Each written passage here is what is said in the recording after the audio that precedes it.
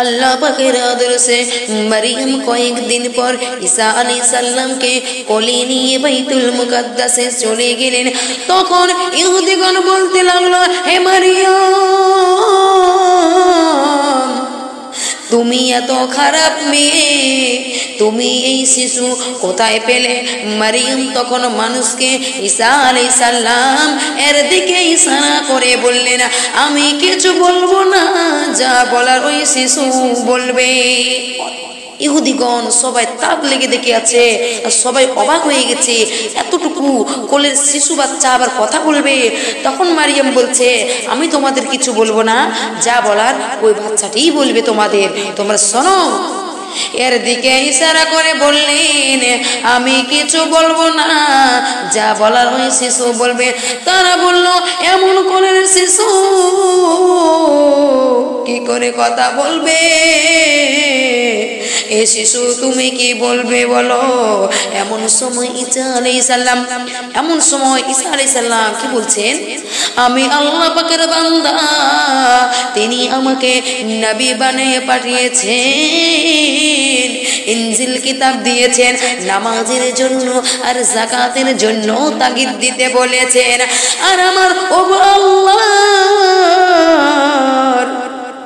সালাম, যেই দিন আমি জন্ম হয়েছি আর যেই দিন আমি মৃত্যুবরণ করব, আমি যেই দিন আমি কবর হইতে জিন্দা উঠিব, এই মুজিজা পূর্ণ কালাম শুনে ইহুদিগণ অবাক হয়ে গেল আর বলা বলি করতে লাগলো, নিশ্চয় সেই নবী হবে, মানুষ যা অপবাদ দিয়েছে ওই সব মিথ্যা। মারিয়াম তার লালন পালন করতে লাগলেন। প্রত্যেককে ঈসা আলাইহিস সালামের নিকট বনি ইসরাইল এসে ভিড় করলো, বনি ইসরাইল এসে ভিড় করতে লাগলো সবাই। তিনি শিশুকালে তাহাদিকে তাওরাত কিতাব তেলাওয়াত করে শুনাইতেন। যখন তিনি বালিগ হলেন, তখন আল্লাহর পক্ষ হতে তার নিকট ওহী আসলো, হে ঈসা, তুমি বনি ইসরাইলকে আল্লাহর দিকে ডাকো। তখন ঈসা আলাইহিস সালাম সকলকে ডেকে হিদায়াতের পথ দেখালেন। বলেন সুবহানাল্লাহ। তাহারা মানল না, তারা বলল, আমরা মুসা আলাইহিস সালাম এর ধর্ম ছেড়ে এমন বিধহীন সন্তানের কথা মানতে পারি না। তখন ঈসা আলাইহিস সালাম শহর ছেড়ে এক গ্রামে গিয়ে ধোপাগণকে কাপড় ধুইতে দেখে বললেন, এক ব্যক্তি কাপড় কাচ্ছিল। তখন ঈসা আলাইহিস সালাম দেখে কি বলছে, তোমরা তোমাদের অন্তরকে ধুয়ে পরিষ্কার করো। তাহারা বলল, আমরা কোন জিনিস দ্বারা অন্তরকে পরিষ্কার করব না। তিনি বলতে লাগলেন, তোমরা বলে দাও লা ইলাহা ইল্লাল্লাহ। ইসরাইল তখন ধমক ঈসা আলাইহিস সালাম এর কালেমা পড়ে কুফর হইতে মুক্ত হয়ে তার উম্মত হয়ে তার আনসার সাহায্যকারী হয়ে গেল। তারপরে ঈসা আলাইহিস সালাম সেখান হতে গিয়ে দাঁড়িয়ে জেলেদের নিকট নবুয়ত প্রকাশ করলেন। তাহারা বলল, যত পয়গম্বর এসেছেন প্রত্যেকের নবুয়তের একটি দলিল ছিল। আপনারা নবুয়তের দলিল কি? তিনি বললেন, আমি আল্লাহর হুকুমে জন্ম বন্ধুকে ও কুষ্ঠ রোগীকে ভালো করতে পারি এবং মৃত্যু ব্যক্তিকে জীবিত করতে পারি। বলে সুবহানাল্লাহ। মা আমিনা কান্দে হাইরে ছেলে কোলে করিয়া, মা আমিনা কান্দে হাইরে ছেলে কোলে করিয়া, কে বাজাবে আমার সোনার লালকে লইয়া, কে বাজাবে আমার সোনার লালকে লইয়া। ওগো তাই যদি এলো সেখানে শিশু নবী মুস্তাফাকে আদর করে, কোলে নিয়ে ফিরিয়ে দিল গরিব এতিমি বলিয়া, আরে কোলে নিয়ে ফিরিয়ে দিল গরিব এতিমি বলিয়া, কে বাজাবে আমার সোনার লালকে লইয়া, কে বাজাবে আমার সোনার লালকে লইয়া। ওগো থাকতো যদি ছেলের পিতে হাজার দুঃখ লাগতো না বেতা তাহার, কথা মনে পড়লে তাহার কথা মনে পড়লে কলিজা যায় ফাটিয়া, কে বাজাবে আমার সোনার লালকে লইয়া।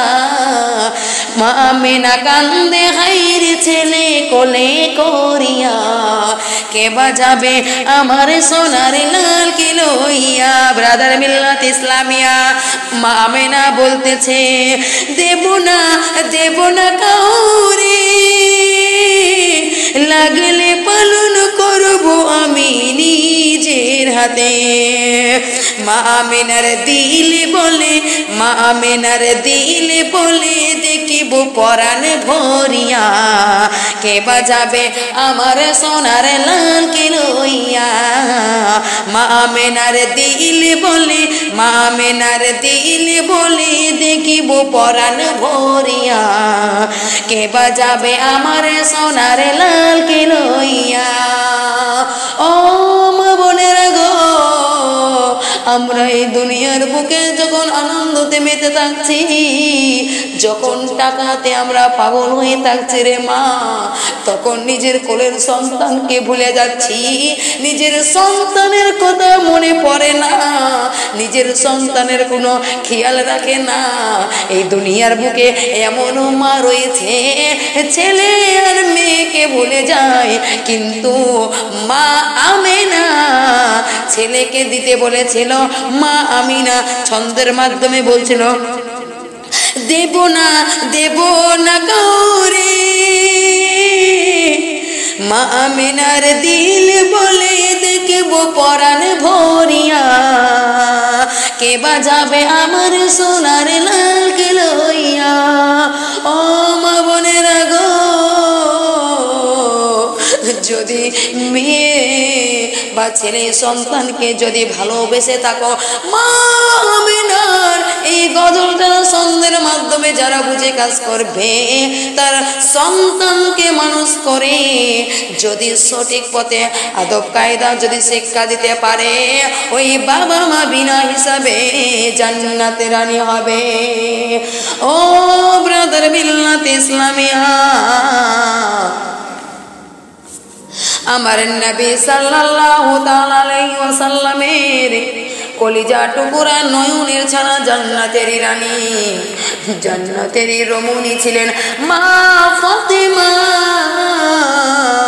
তুজরা রাদিয়াল্লাহু তাআলা আনহার দুটি সন্তান ছিলেন, ইমামে হাসান আর ইমামে হোসেন। দুই একদিন পরে ঈদের দিন চলে আসবে গো মা, মা ফাতেমা সংসারে এত অভাব ছিল গো মা, ছোট ছোট মেয়ে ছোট ছোট ছেলে ফাতেমাকে এসে বলছে, আম্মা গো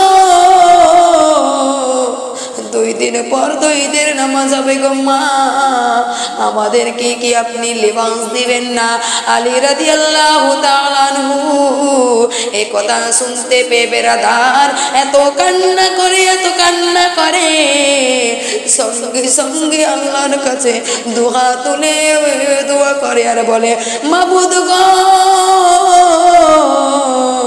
কাল বাদে তো 2 দিন পরে আল্লাহ ঈদের নামাজ আসবে, গ্রামের সমস্ত ছেলে মেয়েরা নতুন জামা কাপড় পরে ঈদগাহে মাঠে যাবে, আমার সন্তানকে কি আমি কিনে দিতে পারবো না? ওই কথা শুনে আল্লাহর আরশে পৌঁছে গেলেন। সঙ্গে সঙ্গে ফাতেমা জোহরা রাদিয়াল্লাহু তাআলা আনহা এত কান্না করে আর বলে, আল্লাহ গো, আমার কলিজার টুকরা নয়নের তারাকে কি আমি জামা দিতে পারবো না রে আল্লাহ, আপনি কি আমাকে দেখে দয়া করবেন না? এ ব্রাদার শুনে না, মা ফাতেমা একদিকে দোয়া করে, আলী রাদিয়াল্লাহু তাআলা আনহু একদিকে দোয়া করে, সঙ্গে সঙ্গে দরজায় এসে খটখট করছে এক সাহাবী, এসে বলছে, ও ফাতেমা তুমি দরজা খুলে দাও। ফাতেমা ভিতর থেকে আওয়াজ দিলেন, তুমি কে গো? আমার বাড়িতে তুমি এসো না, কারণ আমার কাছে যাওয়ার মতো তো কিছু নাই। ফাতেমা ভাবছিল হয়তো কোনো ভিক্ষুক এসেছে, তখন আওয়াজ দিয়ে বলল, ও ফাতেমা রে, জান্নাতেরই রমণী তুমি শুনে নাও, তুমি দরজা যদি না খোলো, আমি এখান থেকে চলে যাচ্ছি।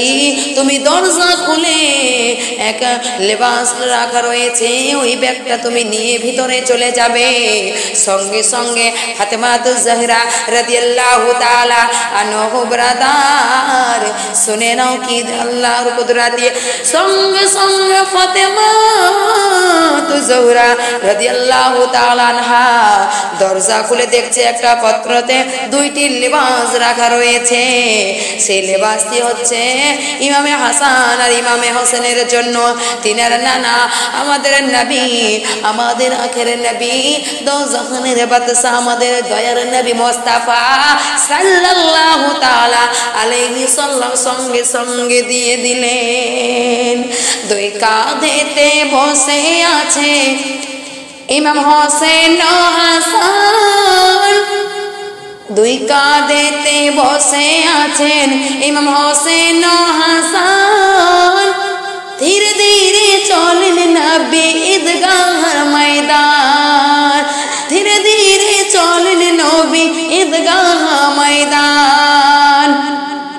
কাল সকালে ঈদের নামাজ হবে মা জননী, এখনো কি নতুন পোশাক কিনা মোদের হয়নি। জান্নাতের রানী মা ফাতেমা করো না বয়ান, ধীরে ধীরে চলেন নবী ঈদগাহ ময়দান।